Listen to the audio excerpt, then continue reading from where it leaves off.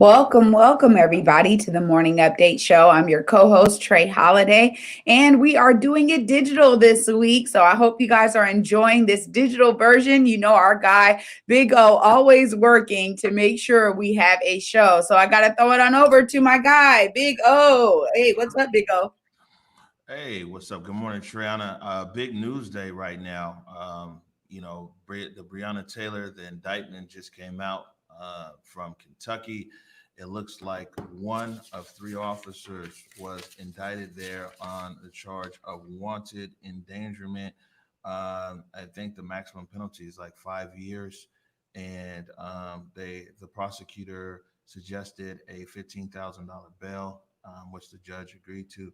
So one of three officers that were indicted. Hold on, let me see if I can pull this in. We're going to try something new here. Give me 1 second. Let's see if we can pull in this audio. This is the Attorney General right here speaking at the moment. Bars us from pursuing criminal charges in Miss Breonna Taylor's death. The truth is now before us. The facts have been examined, and a grand jury comprised of our peers and fellow citizens has made a decision. Justice is not often easy, does not fit the mold of public opinion, and it does not conform to shifting standards. It answers only to the facts and to the law. With this in mind, we must now ask ourselves, where do we go from here? Will we continue to prosecute the charges brought in this case as it now proceeds through the justice system and moves to trial? That is our responsibility. And this will be done while the FBI continues its investigation.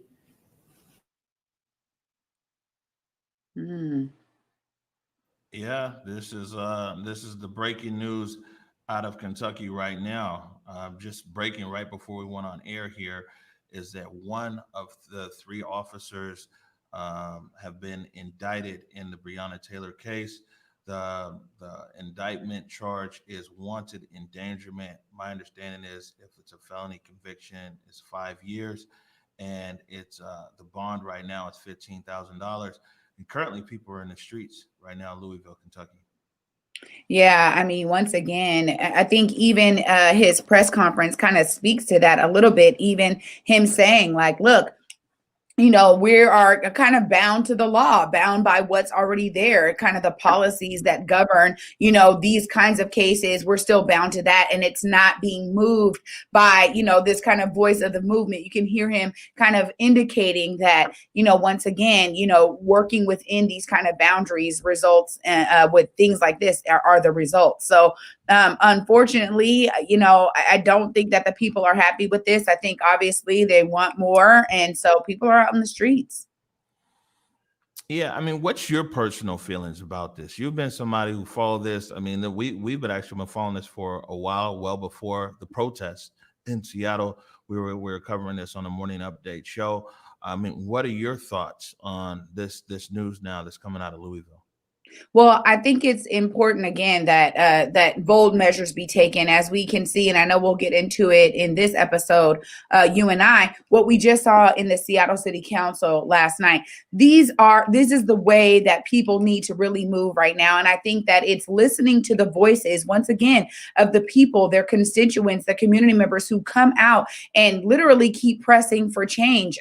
You did that amazing live stream view yesterday, and it's really about, look, this is the movement that's helping to put the pressure on elected officials to make change and to actually side on the right side of change and doing something innovative. So I think that that's what they're looking for in Louisville right now. And, for me personally, I understand the pressing. I understand pushing for something more because, $15,000 seems like a very small bail, for it to only be one officer that gets charged. Once again, it's not all encompassing. It's not what the people are really pressing for. Comes up short, Yeah, I mean, like I said, I think that people nationally were looking for something much more than this. We're reporting on this as we're seeing it ourselves. So don't have a lot of details on it, but I mean, this is definitely something we're going to be following here the whole day. Put out some feelers right now to see if we can probably get together a live show later on in the day with people reaction around this verdict. See if we can get a few lawyers on there as well that can explain some of the charges surrounding it. But yeah, this is big news coming out of Louisville. This is a big news week. Man, yeah, no kidding. Speaking of big news, yesterday, defund the Seattle City Council veto override vote. Man, I'm still tired from yesterday, and believe me, man, that public comment can wear you out listening to all that public comment. But yeah, this is this yesterday, a historic day here. And where the city council, I mean, they voted to override Mayor Durkan's veto on all three amendments or all three bills. And before I get into these clips, I know that you're a part of King County Equity now. You're a part of Africatown and Africatown Community Land Trust.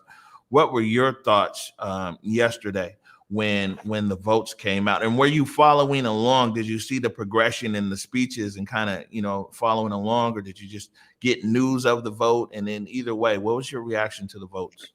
Well, for me, I had such a packed day yesterday. That's why I couldn't even join the panel. I really wanted to be on the panel, really discussing the vote. So I just got the news, and I was celebrating with my parents. Honestly, it was so historic for me. And as Nikkita actually said on your live stream last night, that this is really, again, this is the voice of the movement. This is the pressure of the movement. This is the collective power of people. And honestly, it was a rejoicing moment for me.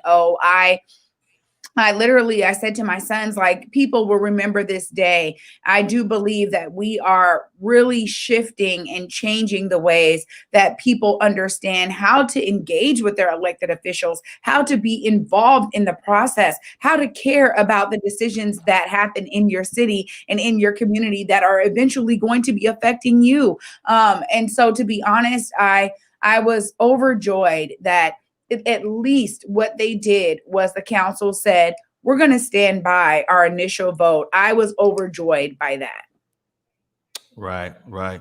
Well, I mean, they definitely kept their word. I mean, early on, I thought that I was going to have the syrup and the waffles like we did early on. But I mean, I was shocked, surprised, to be honest with you, because I mean, it's a lot of people who in the journalist world that we've been talking this whole time, and it's like nobody really knew how it was going to go down. And really, to be honest with you, a big part was like, well, city council's going to go, they're going to fall on their sword, say, hey, we did our part, we couldn't override the veto. It was very surprising yesterday to see. Like, I was, like I said, in shock. Yeah, I mean, and for me, I was in shock too. I think it's because, I'm here, also with ConvergeMedia. So I still have this kind of media hat on. And again, a lot of the early reports, a lot of the kind of chatter that was out there was that, they were going to be working on something that was not what the community really wanted. And, they were going to try to do some quasi plan. But once again, they actually did something that was innovative. Their initial vote already struck the community in that regard. Like, whoa, okay, they see the need for participatory budgeting and they actually agree with us. And I think that as people begin to understand what participatory budgeting really is, they will be more excited to get more community opportunities to be a part of how money is structured in the city. So I think it's just a great thing all around, but definitely shocking. Yeah. And well, later on in today's show, I'm going to talk about some of the obstacles that are still ahead there. I mean, one of the things is will this get past the consent decree? If it is defunded the way the city council is laid out, one of the things that's cut is training. And training is in the consent decree. And we've seen now 2 times this year where the federal judge has slapped something down around the Seattle Police Department because it was in violation of the consent decree. Right now in the waiting room, though, we've got K.Y. King Garrett of Africatown Community Land Trust. Want to bring him in right now. Y. King, how are you? Good morning. Big O, I'm good. You know, it's a great day to be alive and to be part of moving things forward in a positive direction.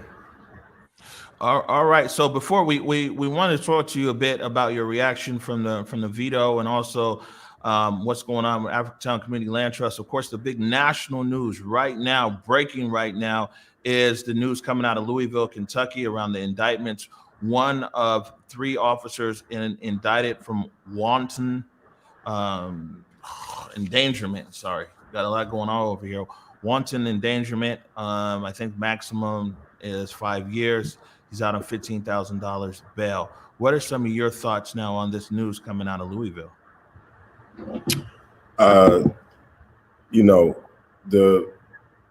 We got a long way to go towards justice.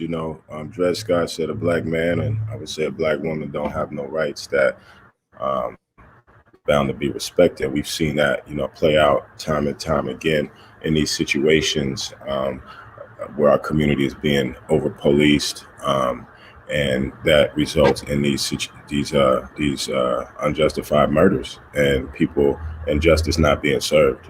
So I think that speaks to the very moment that we're in Seattle and in the country overall around moving towards justice, moving towards stop having our communities being over policed, moving towards bringing the real resources, opportunity, economic sustainability that makes our communities safer. So we're it's a moment of truth. I mean, these things have been going on for generations, and so a lot of things are coming to light now, given the heightened visibility through social media and things of that nature. And so, I think, the injustice continues, and so the struggle for justice has to continue. All right. Now, taking the conversation to the vote yesterday, the veto override, and somebody actually. And I'll just add to that, there still hasn't been any justice for Charlene Lyles right here in Seattle, Washington. So again, these issues, that may be in Louisville today, but it's in our backyard every day as well. Right.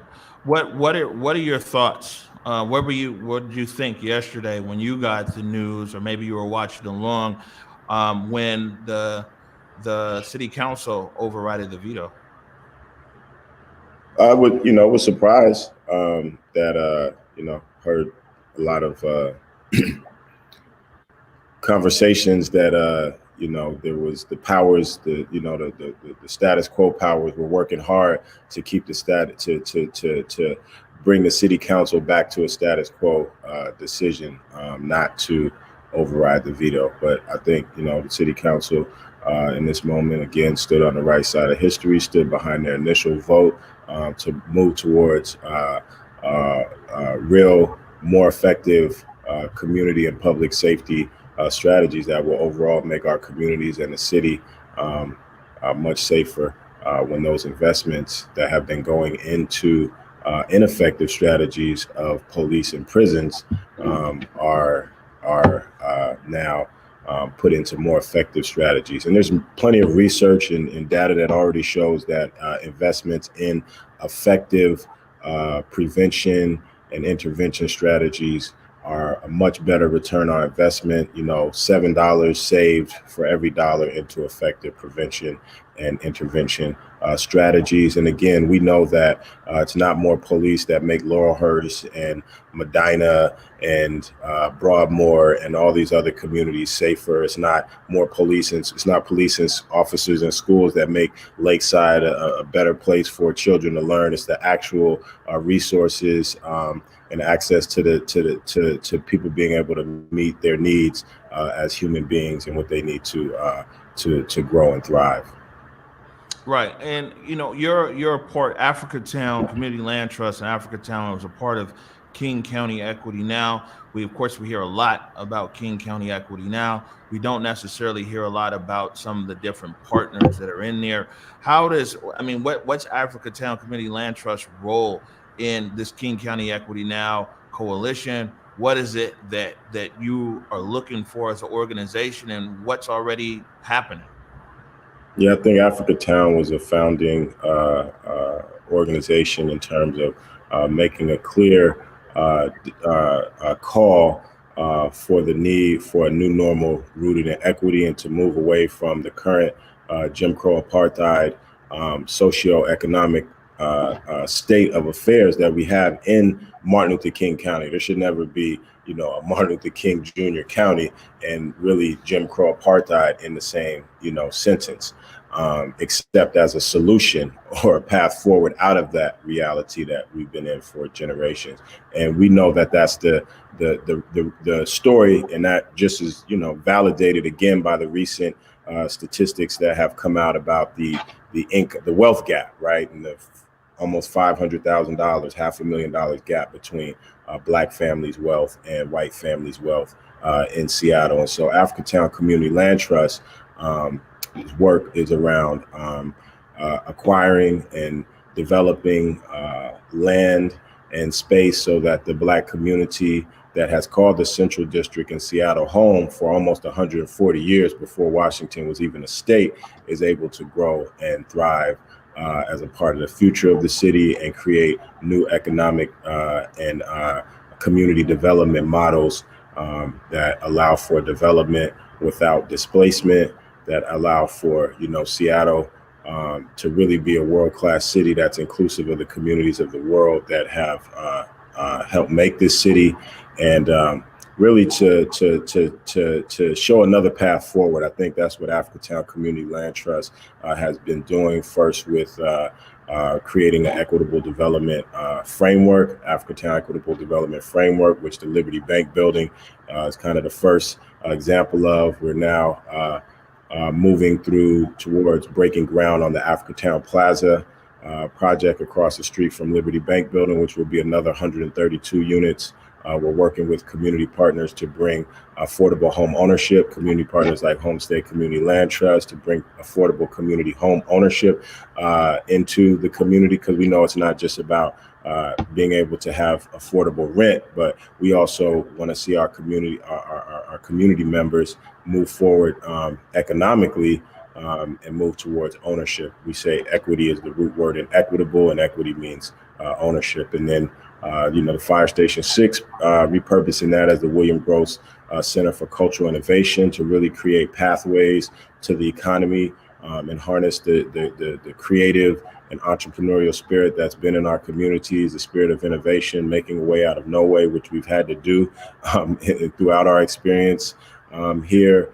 And also working to acquire a square block, the former Cairo Assisted Living Center, and do really a groundbreaking equitable development project that honors the legacies of communities that have been displaced from the Central District, including the Indigenous, First Nations, the Japanese, Pan-Asian, and definitely the Black community on there on 16th and Yesler. So Africa Town Community Land Trust, again, is about making space, making room for our community to be present, to grow and thrive in place.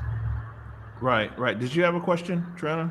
Yeah, no, I was just going to say that, it sounds like what King County Equity Now is kind of really doing, and I've said this before, for the organizations, it's really about advocacy, policy, and literally lifting up amplification of a lot of the work. And so I was just going to ask you, Mr. Garrett, do you feel that that's kind of the role of King County Equity Now for the organizations that are all a part of the coalition? Yeah, White King is good. White King is good, over here. Definitely King County Equity Now Coalition has evolved as a leading source of research, policy development, advocacy, and amplification for the Black community. It's a coalition of Black-led, community-rooted, community accountable organizations and stakeholders across education, intergenerational. So, bringing the wisdom of elders who have lived through so much of what we're striving to change today, and the energy of the young people that are saying we can't take this anymore, and we demand change now, and we're going to be the change that we wish to see, and challenge others to also show up as their best selves and be a part of building a new normal rooted in equity and move away from the Jim Crow apartheid state of things. All right, K.Y. King Garrett, he says, just call him White King of the Africatown Community Land Trust. And thanks for taking a minute to join us this morning and giving some of your reaction to, well, it looks like to the Breonna Taylor verdict, as well as to the veto override, and letting the public know what Africatown Community Land Trust does. Yeah, and I appreciate being on the platform again. You guys have been doing a great job, Big O, Trey, and, you know, in relationship to what's going on today, this just lets our community know and lets the world know, and everyone who wants to see a more just world, that we have to stay vigilant, we have to stay focused, and we have to keep pushing. You know, these old systems and ways of things being set up in socio-economic order, they don't die easy, right? And so everyone needs to, you know, get that second wind, learn from the last, you know, 4 months, you know, what works, what isn't working, learn from the past previous, and so that we can channel our energy and get, you know, the most impact out of these moments, and make sure these moments are movements for real change. Again, even right here with Seattle, with the vote yesterday, the mayor still has an opportunity, and we hope that she won't take any more anti-Black actions in terms of delaying these much needed funds that need to get to the places that they need to be, so we can address, again, the increased violence that's disproportionately taking the lives and destroying lives of young people and families in our community, and also execute a community-wide research and participatory budget process to really shape, you know, where these dollars go to bring about the most impact. If we're in a tight budget time, you know, with revenue loss due to COVID, then that means we must be much wiser with our investments of resources. And that means, you know, doing the proper research so that we do surface the best solutions to put the dollars behind. All right, there it is. White King Garrett, Africatown Community Land Trust, man. We'll talk to you soon. Thank you. All right, Trey. Yeah, great perspective. And I think that once again, a lot of the points he mentions, I mean, everything, this is why it's so important. And you're going to hear this from so many leaders, because the ideas around the movement and putting that pressure on, it cannot stop with just one vote, right? It doesn't stop with one win. You want to make sure that all of the wins come through. So that definitely means continuing to press on. So that's where we're at right now on the ground, still pressing on. All right, so I got a bunch of clips from last night, and we'll go through those. Some from the actual vote, and then some from the post show that we did with Mike Davis, Erica Barnett, Nikkita Oliver, and Sean Glaze. But I'll start right here. Everybody, all the city council members had opportunity to basically give a speech before the vote. Some of the speeches, you just kind of knew exactly what people were going to say. Some were a bit surprised. You know, I mean, Lewis was one of those speeches. However, when they got to your girl, Shama Sawant, we all knew how she was going to vote, but she did level some allegations of maybe some ethics violations between some of the other city council members, saying that they were negotiating a policy basically behind other council members' backs. And so this is, and the rest, everything here goes in chronological order, but this is Sawant basically saying that some other possibility that some other council members weren't quite playing by the rules. Until the start of council member speeches today, as far as my office is aware, not one council member had publicly admitted that they would vote to sustain Durkan's veto. So where did those discussions take place? Where were those votes revealed? By law, these deliberations need to happen in public. It's illegal for 5 or more council members to engage in backroom conversations and policy decision making. But what I would say is that even if no law was technically broken, planning a so-called alternative bill, especially one that guts what the movement had won, before any council member has publicly said that they would actually vote to sustain the veto from the mayor, definitely violates the spirit of the law and would have been another slap in the face of ordinary people. Yeah, so I mean, she was going hard, and one thing was though she didn't go as long. Like we thought, me and Mike Davis were sitting here. We were from the South Seattle Emerald, so we were watching all the speeches. We're like, man, this was gonna be long. She didn't go too long, but she basically called out the Democrats. She was like, well, you know, all you Democrats, you guys, you don't keep your word. You flim flam. This whatever this is right here, it's not really. It's a zero net gain for movement, some of everything else. I mean, she was fired up last night. It was clear, honestly, just from her opening speech that, you know, it wasn't just kind of chatter in the community or out there in the public that thought, you know, hey, they're going to try to do some other type of bill or do something that completely guts what the community wants. This was, you know, becoming general discourse within Seattle that, you know, we thought, hey, they're not gonna actually override the veto. They're gonna go with something that's a little bit lesser of the two evils, maybe. But it sounds like, look, Sawant thought the same. So I mean, we weren't far fetched. I think even in the journalism world, you guys weren't far off. We all thought that. The thing is though, is earlier in that speech, she was already like, yeah, looks like we got 7 votes, so we're gonna override the veto. But by the way, you know what so it wasn't like she didn't already know what was going to happen, but you know that's Councilmember Sawant. But here is the council president, Gonzalez. She's pulling rank here. So Sawant wanted to speak more to address, I guess, clarify her statements about these other council members and the ethics, and the president, being the president, got to pull rank. So that being said, I'm going to go ahead and close out debate on Council Bill 119825. President And we're Gonzalez, going to now consider you misrepresented my point, so I need to respond very quickly. Council Member Sawant, no. I'm closing out debate. Completely. Council Member Sawant. No, Sawant. Give me a minute and I will. No, I will not. You misrepresented me completely. You said. Councilmember Sawant, I have closed out debate. I'm going to call for a point of order.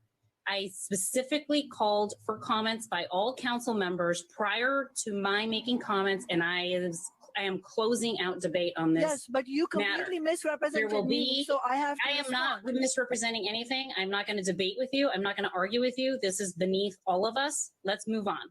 I am calling up the reconsideration of passage. You said that just talking to the mayor is a violation. 825. The city council will now vote to reconsider passage of Council Bill 119. Oh man. Yeah, the president, man, you know, President Gonzalez, she wasn't having it. Well, not in that instance, that's for sure. She was making it very clear. And once again, you know, there is hierarchy in the system. I mean, she's the president. She does have that power. She wielded it there. I mean, once again, something for the rest of the public to kind of see what happens in these city council meetings. Right. And next up, Council President Gonzalez implored her fellow council members to turn the page and to try to address these issues together in the best way and to also make their positions clear. Here's Council President Gonzalez saying to turn the page. I do think, colleagues, it is important for us to turn the page, to try our best to identify consensus where we can, to make sure that we clarify when we are going to disagree. And this isn't about capitulation. This is not about giving in to some dark, seedy, backroom, smoke-filled power. This is about trying to make sure that we use this positional power for however long it is we are privileged to have it, to make some change for the better. And that's what this exercise is about. The focus on the vetoes and who has power and who doesn't have power is distracting us. It is time for us to move past this back and forth and get to work. That is what we have to do. That is what we were elected to do. And we can have differences along the way, but the harder work is to try to see how we can get along for the sake of rising to the challenge and the occasion of this civil rights movement. That's the challenge before us. And I think it's unfair for our supporters and our detractors to draw lines in the sand to proclaim that if we speak to anybody who doesn't agree with us, that somehow we have lost our way. That is not the case. I speak to people I agree with all the time. I speak to people that I disagree with all the time. I do that because it's part of my work to listen to people and to shift through that information and to make really hard choices. And this fall is going to be hard. We are going to be faced as leaders in this city with some of the hardest choices we will ever make, facing a multi-$100 million deficit in our budget. And we will be asked to make difficult decisions. What are our principles? What is our North Star? How are we going to work together? These are things that we have to answer, and quickly, in order to make sure that 3 months from now, we are not sitting here considering and reconsidering a vetoed budget for the entire city.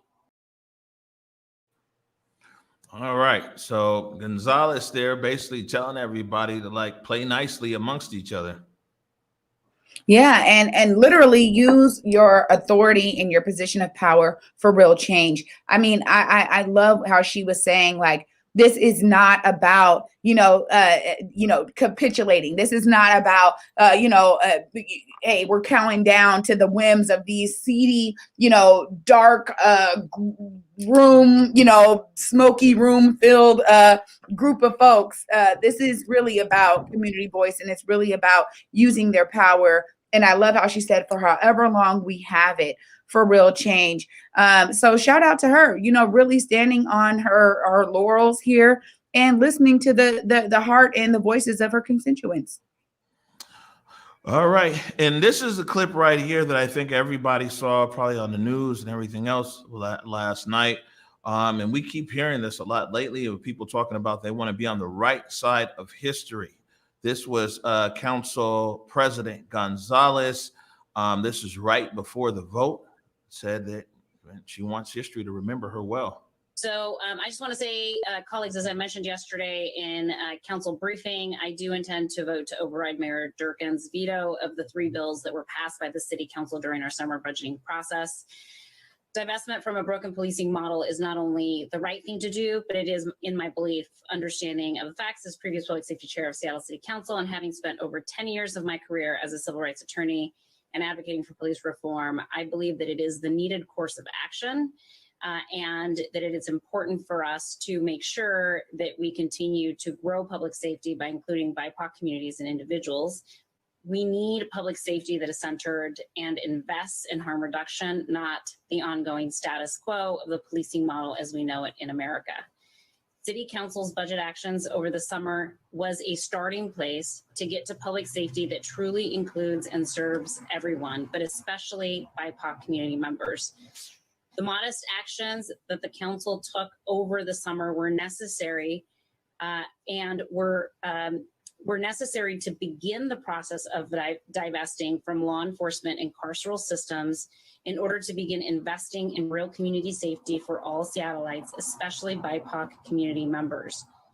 Everyone in our city deserves to feel safe in their community, but the countless videos and names of Black and Brown lives lost here in Seattle and across the country have shown us that not everyone feels safe in their communities, and that in fact, not everyone in our community is safe.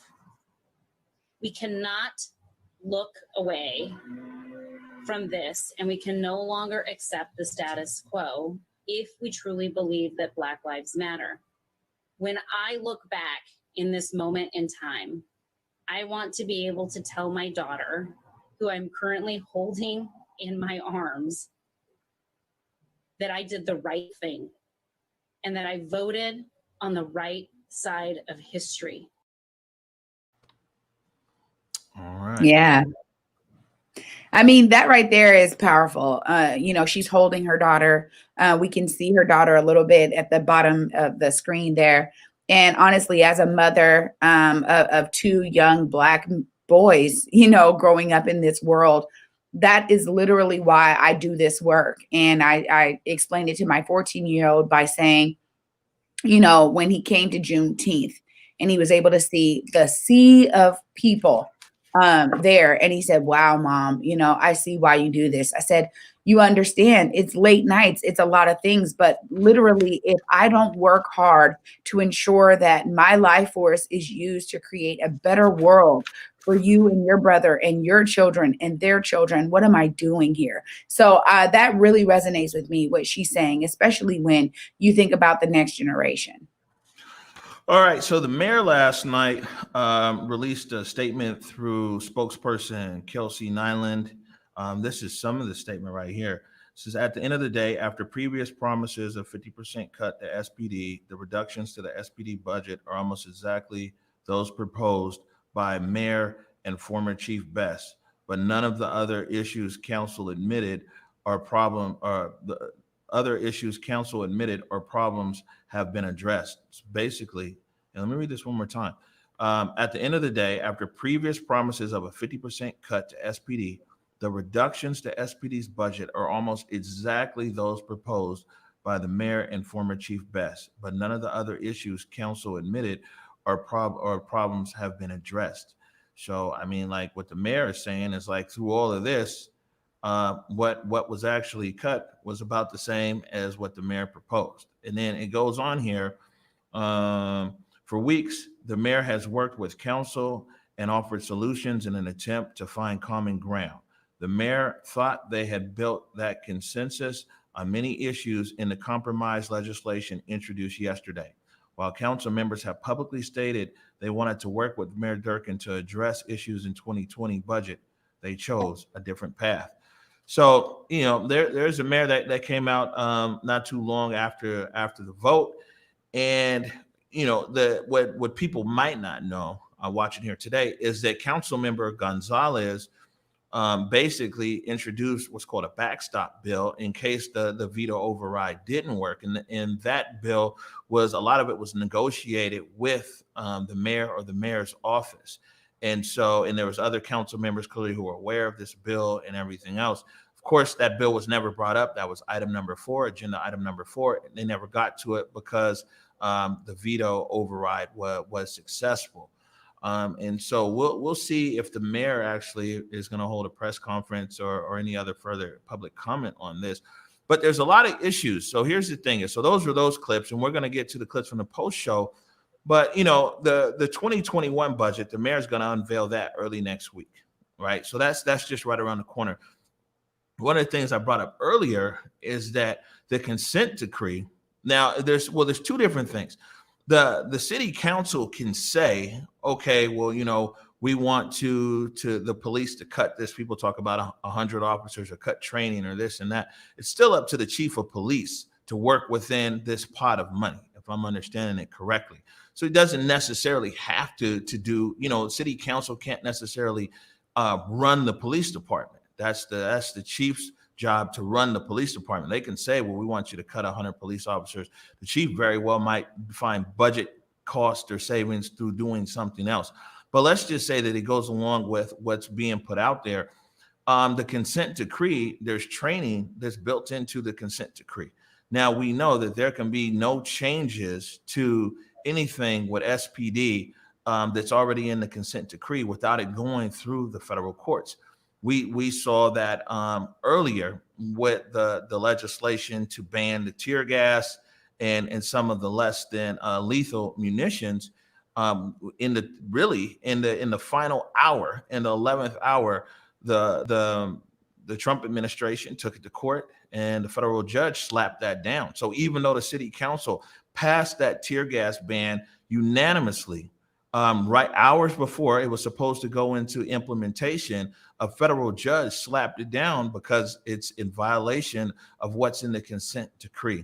So it's going to be very interesting here. I mean, as to whether people have already anticipated what obstructions they might run up to around this. People have clearly called out, and we'll play some clips here, that it's up to the mayor to spend the money. You know, I mean, so the city council has done their thing. The mayor doesn't necessarily have to spend the money. And we have a clip here where Sean Glaze breaks down where they see this money going to, but it's up to the mayor. And, you know, another thing is, again, this federal court, this consent decree, and what's that going to look like?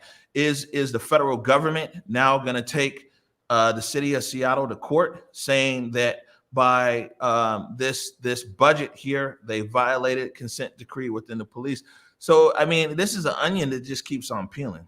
Yeah, absolutely. I'm glad that we're able to stay on top of it too, because a lot of this gets really confusing for the general public. And again, a lot of this isn't always known how these things kind of work and how they play out. So this is really a learning lesson for so many of us. All right, before we jump into these other clips, let me see what's going on over here. We've actually got a feed in. Yeah. What are they reporting? CNN's reporting no officers charged directly with Breonna Taylor's death. This is definitely going to be a story that we're going to be on for the full day here.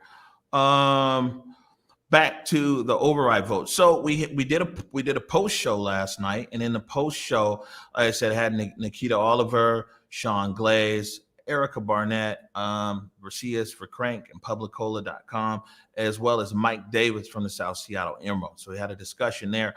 Nikkita came on to the show just right after the vote. And of course, my first question was, what was her thoughts? So Nikkita, I mean, you know, we talked just the other day on the 16th, and we talked about, like, I mean, I'll be honest with you. I came from a position, like, my question was, is this defund dead? Is it, you know, what's going to happen? It looks like it's lost steam at city council. That was really the vibe that me and a lot of other journalists were getting, was that, you know, we weren't going to get to this point. So, I mean, I have to be honest that I'm a bit surprised. Tell me, what are your thoughts right now? Yeah, I mean, first of all, I want to say congratulations to all of the community organizers. Everyday March, morning and evening march, and Decriminalize Seattle, King County Equity Now. And honestly, the thousands of people who dedicated so much time and energy the last 115 plus days to being in the streets and making sure that, like, the greater community has been included in upholding these demands. I also want to acknowledge at the same time, while celebrating this override feels like an immense victory, just because we've had to work so hard. I want to acknowledge that we've had to work so hard for a 1% refund and a $17 million investment in community. And I just hope that as we approach the 2021 budget, that our labor is not seen in vain, and it's understood that we had to work incredibly hard to make this win possible. All right. You know, I think, I'll be honest with you, I don't think there's anybody in Seattle who 100% could tell you, like, yeah, this override, the veto override is going to succeed. You know, and everybody I talked to, we talked to White King earlier. He's like, man, I was a bit surprised. I think you could tell Nikkita was a bit surprised and clearly happy as well. Then I talked to Sean Glaze from King County Equity Now, because there's a lot of people in the general public who are like, okay, well, you've taken this 2% or whatever the percentage is, basically these dollars, you've taken these dollars. Where are these dollars gonna go? You know, I mean, because all people really hear is community. And community, I mean, everybody uses the word community. You guys use the word community. The mayor uses the word community. Community uses the word community. And I think it's important that, like, people have an understanding when you're talking, especially you're talking about millions of dollars. Where exactly is this money going? Why don't you explain it exactly now, what has occurred in dollars and cents, so people understand? Sure. I mean, I think one thing that's really important for people to recognize is that it is now up to the mayor to release those funds. So City Council has spoken very clearly and articulated that this is what needs to happen. This money needs to go out to community. It needs to happen now in 2020. And it's up to the mayor to actually move and act to get those funds into community hands. And so if that money doesn't go into community hands, it is because our mayor has chosen not to act swiftly enough to get them there. That said, we're looking at $4 million to go towards gun violence disruption and prevention, which is huge. That is lives on the line will be saved because of this important investment. It's $10 million for scaling up community organizations to be able to respond and be able to scale up and really effectively work to do the work they're already doing, but at a more robust level to prevent violence, to disrupt violence, and also to create safer communities, more community health. And then $3 million for community research process that will look at what creates true community safety, true community health, and the conditions for us to thrive, as well as outlining a roadmap for a participatory budgeting process for the next 2 years. So it's very exciting, but again, it's going to be up to the mayor to actually act and release those funds immediately so that we can get going. Right. And I immediately came back to Nikkita Oliver because I'm like, well, you know, what Sean Glaze said, and we've been saying here, is that it's up to the mayor. So Sean Glaze talked about where the money might go to different programs and everything else. But no one can force the mayor to spend the money. It's up to the mayor to actually spend the money. And so this very well now might become another issue. And so I asked Nikkita Oliver about that, and she came back saying, free the funds. So Nikkita, I mean, you know, we talked just the other day on the 16th. You know, I think at this point, we're going to see ourselves having two sustained fights. I absolutely believe we're going to have to pressure the mayor to free the funds. So hashtag free the funds. And that's going to be work that we're going to have to put in. That being said, as she's up for re-election in 2021, there's a level at which I think that's political suicide to withhold funds that are intended to scale up community responses and to address, needs around violence interruption in the South End, which has been a huge discussion over the entire summer. So I think if she were to make choices to do that, it would be at her own political cost. And at the same time, we'll be having to continue the keeping the pressure on the Seattle City Council for the 2021 budget, because we're still owed somewhere between 48 and 49% of the defund that the movement has been demanding.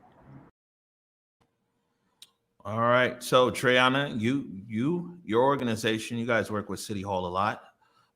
What are your thoughts about getting the mayor, if she's actually going to release these funds or spend these funds, especially considering there's just 3 months left in the year? Yeah, I think that, Nikkita is so right in terms of continuing to press for this. And once again, this is why so much of the movement, it is a movement. It isn't a movement. We have to remember that, it takes continual pressure to make things happen.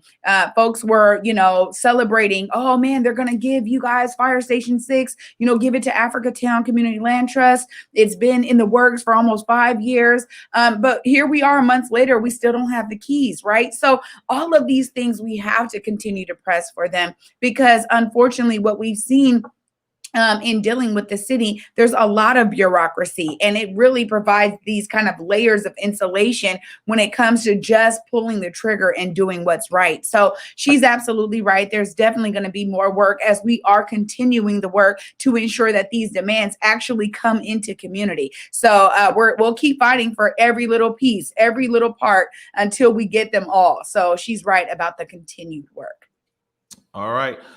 When we speak of pressure, I asked Nikkita Oliver, did she think that a lot of this last minute pressure, there's been people in the streets continuously, but the last few days, of course, it ramped up. During the city council vote, people were actually outside of council member Andrew Lewis's home. And I asked her, did this pressure campaign put on in the streets and social media and email and everything else make a difference to sway some of the council members who just a few days ago, people would have thought there was no way that they would have voted to override the veto?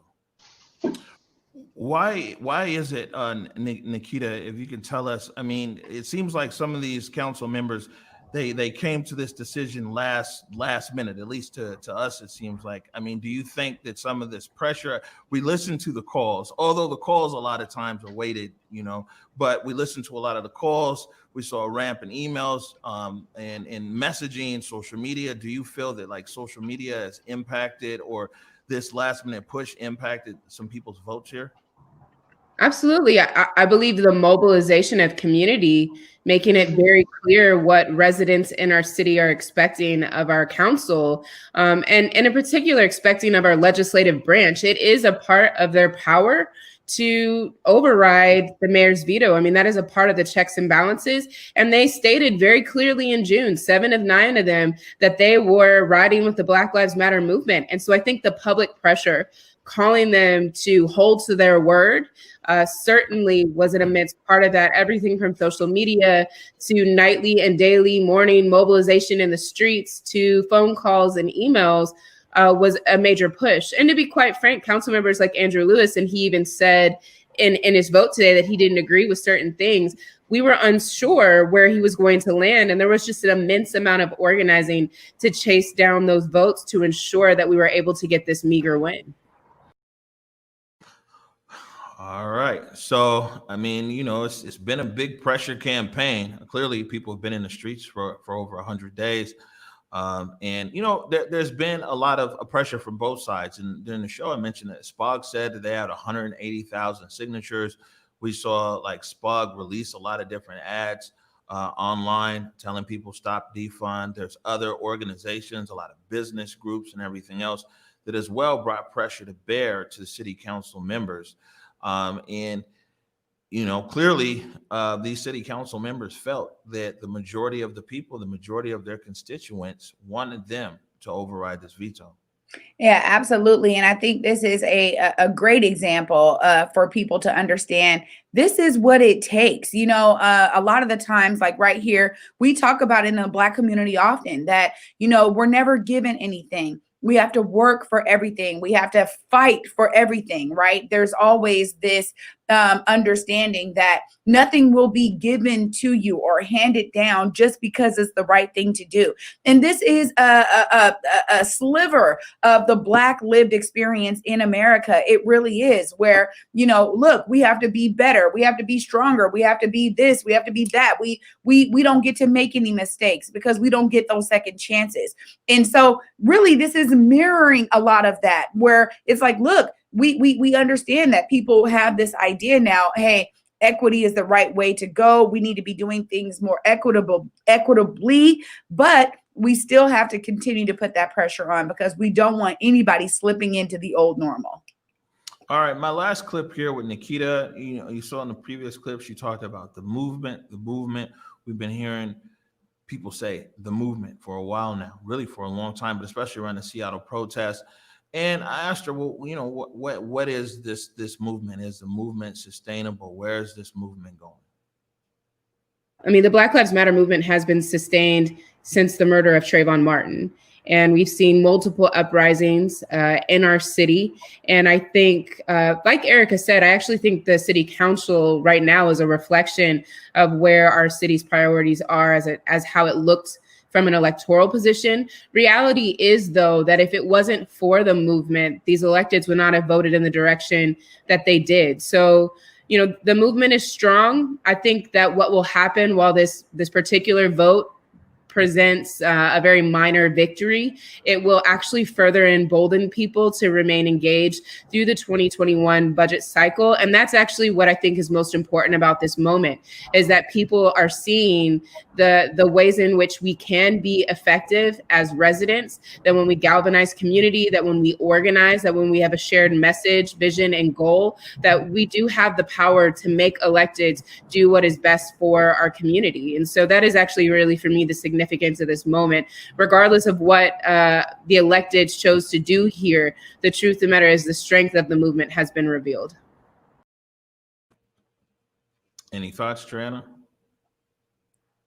So many thoughts, and I'll try to keep them brief. To be honest, I get emotional listening to stuff like that. It's like the strength of the movement has been revealed. This is something that I carry on my back as a Black woman growing up in the CD, being displaced in 2003, going globally, living globally to just understand how cities are built, and then bringing knowledge back to my own community and working with you, working with White King, working with Isaac, working with Nikkita. To be honest, this is why I do this work. It is about showing the people that when we come together, we can't be stopped. It doesn't matter what authority, what elected official, what the police.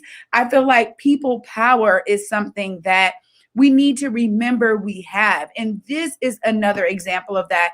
I want people to be encouraged, be inspired by this moment in time that can be stretched to a movement, because once again, your voice is important. When you said taking that state back into the country, I've been saying it and repeating it so many times because I'm like, that's exactly what it is. This right now and overriding this veto is just one. We have to do this every single time that we want them to understand where we're coming from, the voice of the people, our perspective, what our demands are, what our desires are. And so I'm loving this, and I love what she said there. The strength of the movement has been revealed. Absolutely. Well, okay. I can see that you're passionate about the cause and the mission there at King County Equity Now. It's like what we've been fighting for at Africatown since I joined Africatown. Before I joined Africatown, it really is the work of so many organizations that folks I've grown up with that now have nonprofits, because they were like, look, I couldn't do it in corporate. I had to come back to my community because these changes weren't affecting the everyday people that I grew up with or affecting our community at large. So absolutely. This is definitely the amplification of so much work that has been done by so many folks and organizations on the ground. All right, we're going to take a short break right now. When we come back, super producer extraordinaire Bobby Stills, the postman, was out in Columbia City and he checked in at the Ark Lodge. You are watching the Morning Update Show.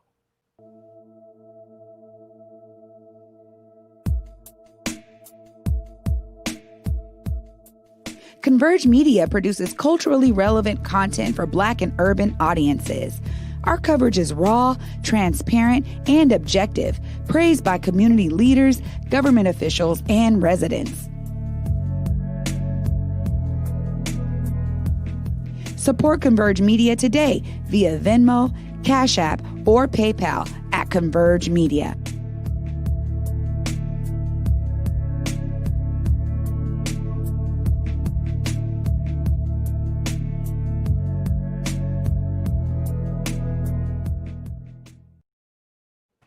All right, welcome back to the Morning Update Show. I'm your co-host, Omari Salisbury.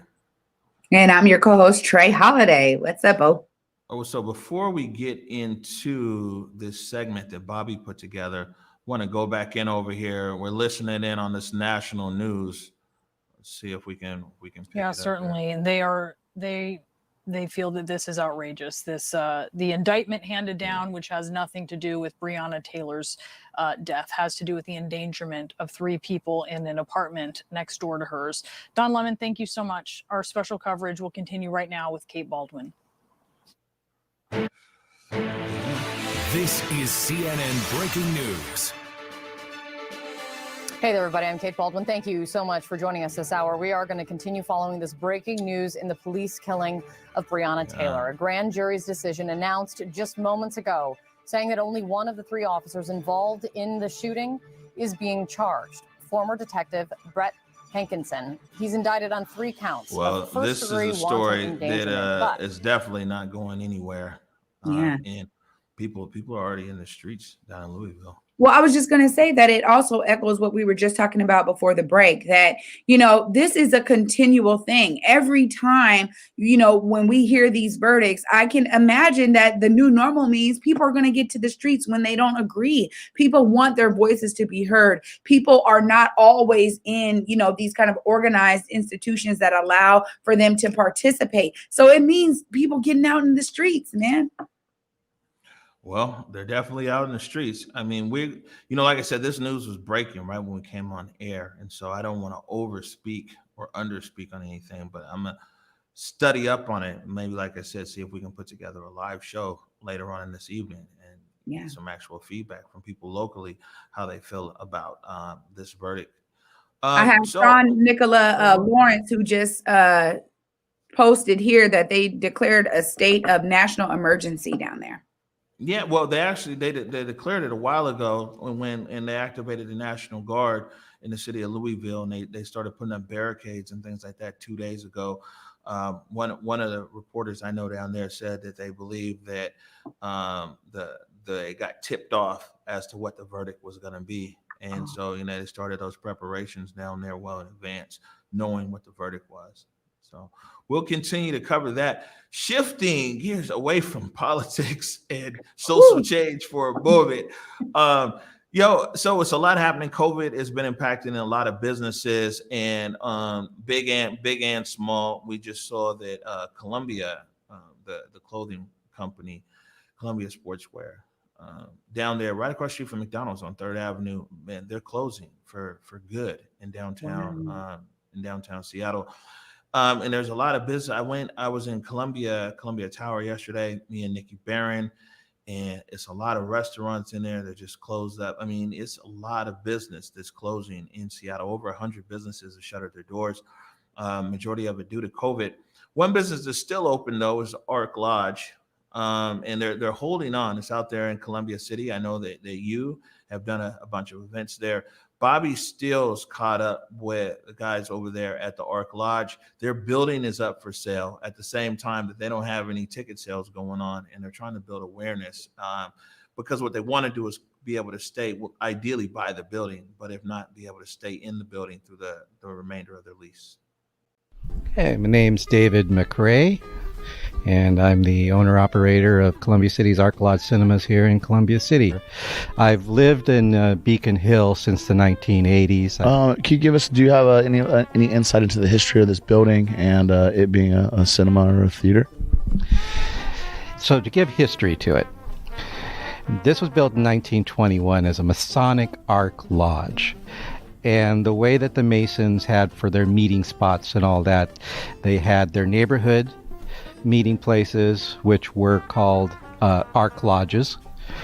And then they would have their other bigger meeting places for the bigger things and events that they would have. So they went from Ark Lodges to temples to the big like what the temple was in Tacoma, or what we had here in Seattle, which eventually became the Egyptian Theater that SIF now operates. That's up on Pine. Yeah, I've been in the motion picture industry working. I was practically born into it, and grew up in the movie theater in Redmond, Washington. So it's always been in my blood. It's in my genes. It's in my DNA of being in motion picture exhibition, being the son of independent movie theater operators. And so, I mean, it was just like, I've been on Beacon Hill. I know about Columbia City, loved Columbia City, knew about the Columbia City cinema and the things that it was going through. And then here was this opportunity. As the pandemic just got getting more and more of a hold, it became more of what we thought was going to be a temporary closure. It was more for it has become a permanent closure at this point. I have no confidence in the government that we have here that's running it the way they've mishandled this pandemic so far. And the parallels that it has with the 1918 pandemic, as far as it goes for movie theaters, is just chilling. That's the reason why we've said that even if phase 3 happens, we're not going to reopen. We want to make the best of a bad situation and take this opportunity to make the improvements to the theater that it has always needed, to actually finish that conversion of taking this century-old Masonic Ark Lodge and actually turning it into that neighborhood movie house that can cater to and provide the amenities to everyone that lives here in this neighborhood. Well, what we're going to do is we're going to launch a GoFundMe in September. We have a goal for that. Like I said, the things that are going to be need to make the improvements that do need to be made, and to make the theater fully accessible, and to put a marquee in front of the building, that a functional marquee that'll make this really like the gateway into Columbia City. Is that what you'll see is this classic marquee in front of this classic century-old building that'll make it look like your old neighborhood movie house from the 1920s or the 30s. The little bit of support that we did get from the government was, we did get some of the grants, the PPP loan and things like that, but it did not keep us current with the building owners. So what we want to do to avoid having the building sold, we want to keep our lease. So the goal of the GoFundMe will be to raise enough money to keep the rent current, help our employees that are on furlough. Will you give out your social medias or anything like that? Do you guys have any of that kind of stuff and ways people may be able to contact you if they, can't help out or, any of that stuff? Well, obviously it's Ark Lodge Cinemas, Ark as in Noah's Ark, ARKLODGE. So that's arklodgecinemas.com. You can find us on Twitter at Ark Lodge Cinemas. I believe our Instagram is a similar title, and Facebook is Columbia City's Ark Lodge Cinemas. And look for us on GoFundMe. All right. So Ark Lodge is actually, Ark Lodge Cinemas is a place that the community uses often when before COVID, before it was open.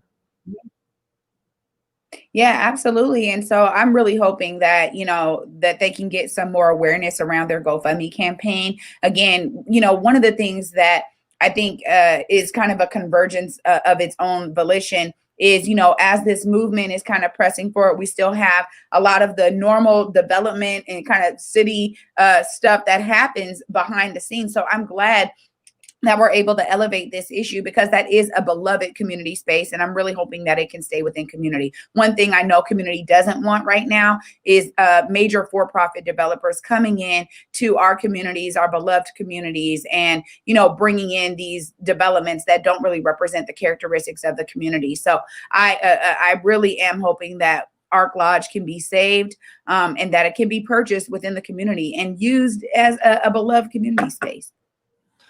All right, man. Again, big news day here. We're following the developments down there in Louisville and also what the next steps are going to be around the defund issue, or the veto override defund issue here in Seattle. There's still a lot of questions to be answered. Will the mayor release these funds? Will the federal government come in and file suit against the city around the consent decree? Does this need to be reworked so it can pass through the consent decree? I just, for me, I think it's important that the general public understands that, what's really out there. You know what I'm saying? It's easy kind of to read a Twitter post or something and think that everything is a done deal. There's already a lot of stuff that's already in court and everything else. And so, we want to really be able to have a clear understanding as to what the next steps are. No matter where people lie on this issue, I think that the best service that we can provide at Converge is to just, put things out there. We tried to do that during the tear gas ban, saying like, hey, they're going to run up against a wall against the federal, the consent decree. And, kind of set viewer expectations of what was going to happen. And that's exactly what happened, was that the federal judge, smacked it down. The other side of it is that it's up to the Chief Diaz to operate his police force. These are recommendations of what people want him to cut and what him to do. But ultimately, he controls the line item within his police force. It can't be legislated by city council.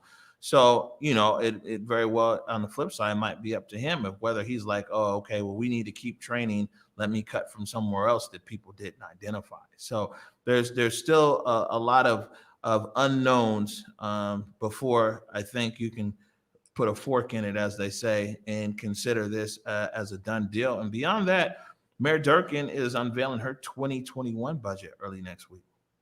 Man, lots going on. So glad that we're staying on top of it all, Big O. All right, we're over time today. We might be checking back in with you guys if we can put together some kind of reaction show here around this verdict in Louisville, and also continue the discussion around defund here in Seattle. So we'll make sure and tweet that out if we get that together. Otherwise, Triana, I'm already standing. I know you got your standing desk. That's all right. I'm ready. All right. As far as the morning update show, catch us tomorrow at 11 a.m.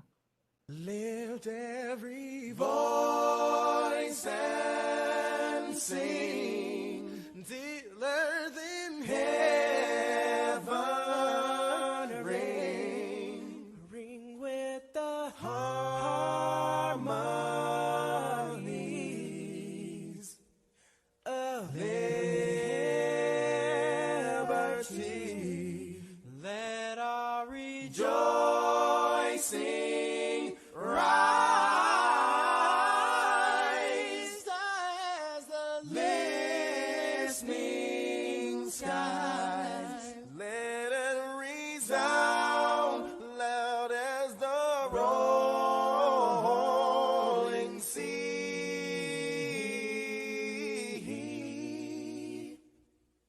Sing a song full of the faith that the dark past has taught us. Sing a song full of the hope that the present has brought us.